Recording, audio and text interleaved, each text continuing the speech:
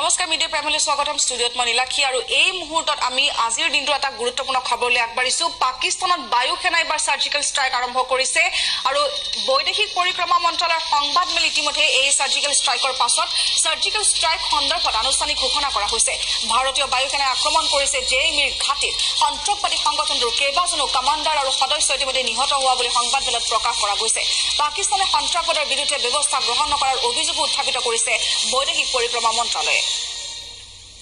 আমি জনাইছো ইতিমধ্যে এই ভয়াবহ সাৰ্জিক্যাল ষ্ট্ৰাইকত ইতিমধ্যে 3 শতাধিক যেহেতু উগ্ৰপন্থী নিহত হৈছে আৰু তাৰ পিছত দেখিবলৈ পোৱা গ'ল পুৱতি নিশা 3:30 বজাৰ পৰা চলিছিল এই বোমা বৰ্ষণ আৰু তাৰ পিছতে ধ্বংস হৈছে কেইবাটাও জেএমইৰ শিবিৰ কেৱল জেএমইৰ শিবিৰ নহয় লস্কৰী তৈবা হিজবুল মুজাহিদিনৰ ইতিমধ্যে বহুকেইটা ঘাটি তছনছ হৈছে এই সাৰ্জিক্যাল ষ্ট্ৰাইকত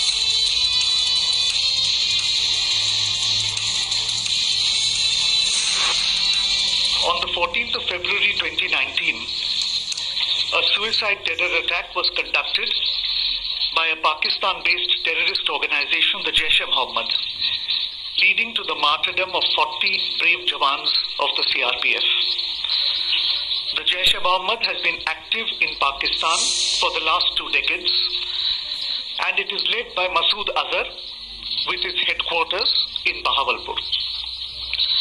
This organization, which is proscribed by the United Nations, has been responsible for a series of terrorist attacks, including on the Indian Parliament in December 2001 and the Pathankot Air Base in January 2016. Information regarding the location of training camps in Pakistan and in Pakistan-occupied Jammu and Kashmir has been provided to Pakistan from time to time. Pakistan, however, denies their existence. The existence of such massive training facilities capable of training hundreds of jihadis could not have functioned without the knowledge of the Pakistan authorities.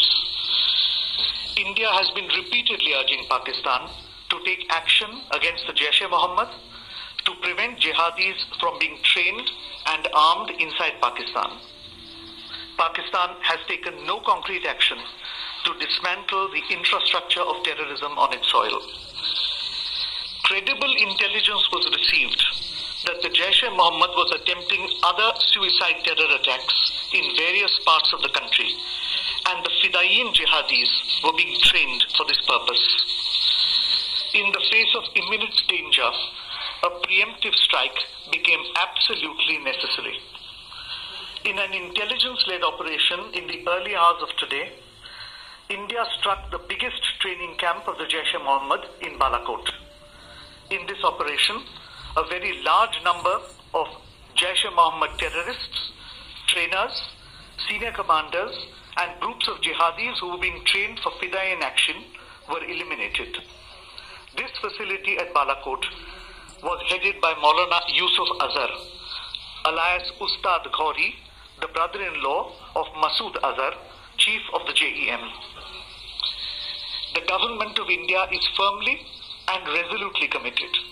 to taking all necessary measures to fight the menace of terrorism. Hence,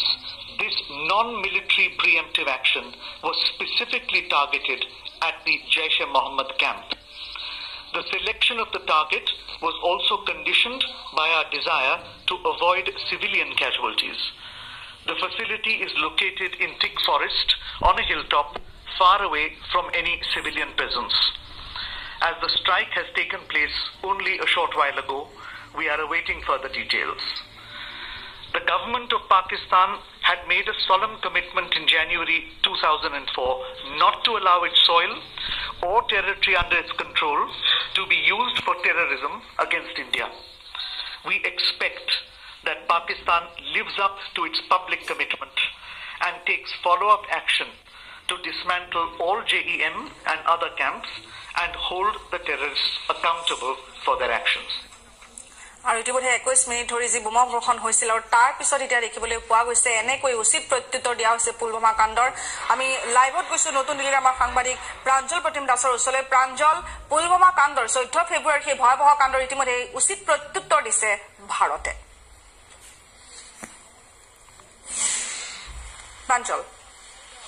নিশ্চয়কৈ এই মুহূৰ্তত ক'ব লাগিব বিদেশ মন্ত্ৰালয়ে ইতিমধ্যে যে সংবাদ মেল দিছিল বিদেশ সচিব বিজয় গোখলে ইতিমধ্যে স্পষ্ট কৰি দিছে যে ভাৰতৰ ফালৰ পৰা যি এয়াৰ ষ্ট্ৰাইক কৰা হৈছিল সেই এয়াৰ ষ্ট্ৰাইকত জয়ছ ই মহম্মদৰ বালাকোটত যি কেম্প আছিল সেই কেম্প ধ্বংস কৰা হৈছে স্পেচিফিক ইনফৰমেশ্যন ভাৰতৰ হাতত স্পেচিফিক ইণ্টেলিজেন্ট ইনফৰমেশ্যন আছিলে যাৰ ভিত্তিতে ভাৰতে এই এয়াৰ ষ্ট্ৰাইক কৰিছিল য'ত সাধাৰণ মানুহৰ কোনো ধৰণৰ প্ৰাণহানি হোৱা নাই বিগত 20 বছৰ ধৰি পাকিস্তানে তাত সেই পাক অধিকৃত কাশ্মীৰৰ সেই অঞ্চলসমূহত জয়ছ ই মহম্মদক তেওঁলোকৰ কেম্প স্থাপন কৰিবলৈ সুবিধা কৰি দিছিল তাত ঘাটি পাতি ভাৰতত আক্ৰমণ কৰি আহিছিল বিভিন্ন সময়ত বাৰে বাৰে পাকিস্তানক এই বিষয়ে ভাৰতে অৱগত কৰা সত্ত্বেও পাকিস্তানে কোনো ধৰণৰ ব্যৱস্থা লোৱা নাছিল গতিকে পুলৱামাৰ যি আক্ৰমণ সেই আক্ৰমণ যেহেতু পাক আশ্ৰিত জয়ছ ই মহম্মদৰ তেওঁলোকে নিজে স্বীকাৰ কৰি লৈছিল আৰু তাৰ পৰাই গোটেই বিষয়খিনিৰ ব্লুপ্ৰিণ্ট ৰচনা কৰা হৈছিল সেইকাৰণে কালি এয়াৰ যি ষ্ট্ৰাইক কৰা হ'ল সেই এয়াৰ ষ্ট্ৰাইকৰ জৰিয়তে বালাকোটত থকা সেই জয়ছ ই মহম্মদৰ যিটো কেম্প সেই কেম্পটো সম্পূৰ্ণৰূপে ধ্বংস কৰি দিয়া হ'ল য'ত যি জয়ছ ই মহম্মদৰ চিফ মাছুদ আজাহাৰৰ সম্পৰ্কীয় ভায়েক তেওঁ পত্নীৰ ভায়েক তাত তেওঁ কমাণ্ডাৰ হিচাপে আছিলে আৰু তেওঁক হত্যা কৰা হৈছে বুলি বিদেশ মন্ত্ৰালয়ে দাবী কৰিছে আৰু ইতিমধ্যে সমগ্ৰ ভাৰততে যিমানবোৰ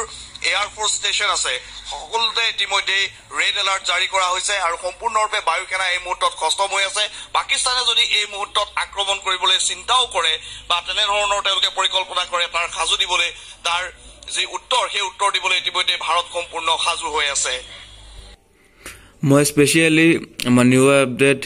বাহিৰ তৰফৰ পৰা বায়ু সেনা আমাৰ ভাৰতৰ বায়ু সেনা আৰু বিভিন্ন ধৰণৰ এক্সপাৰ্টসকলক ধন্যবাদ জ্ঞাপন কৰিছো এনেকৈ এটা সাৰ্জিকেল ষ্ট্ৰাইক দি 300ৰো অধিক পাকিস্তানী সন্ত্ৰাসবাদক মানে হত্যা কৰিছে অলৰেডি মানে ধ্বংস কৰিছে আৰু